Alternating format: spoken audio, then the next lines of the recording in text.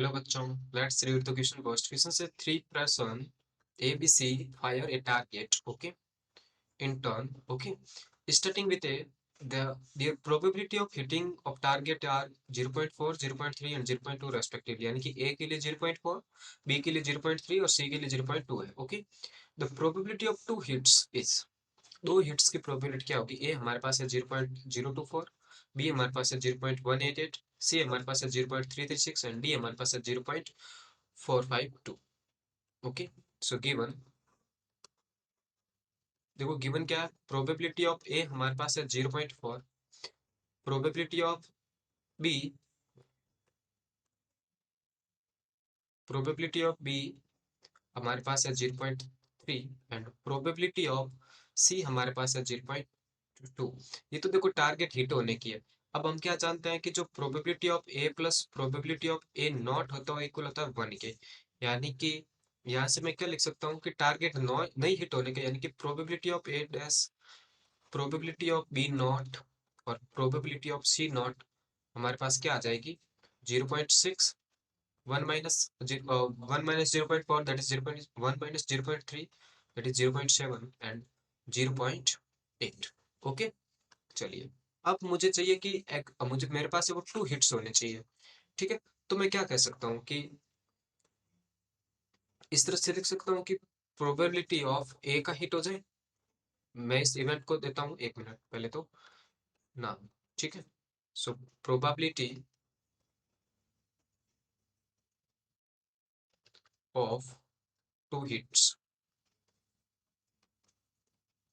2 hits चाहिए. तो मैं कह सकता हूँ कि देखो या तो ए और बी हिट कर जाए और सी हिट नहीं करे. ठीक है, एक केस ये हो सकता है. सेकंड हमारे पास क्या होता है? ए हिट कर जाए और बी हिट नहीं करे और सी हिट कर जाए.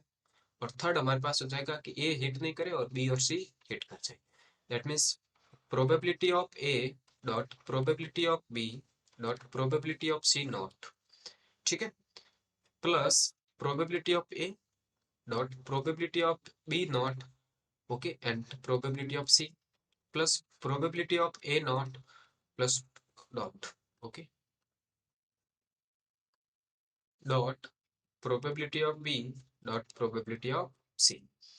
ओके, जस्ट आप वैल्यू पुट कीजिए. तो प्रोबेबिलिटी ऑफ ए हमारे पास है 0.4 मल्टीप्लाई 0.3 मल्टीप्लाई 0.8. नॉट की प्रोबेबिलिटी कितनी है? 0.8 है. फिर plus 0.4 multiply 0.7 multiply 0.2 plus 0.6 multiply 0.3 multiply 0.2. Okay, चलिए तो मल्टीप्लाई कीजिए तो कितना आएगा?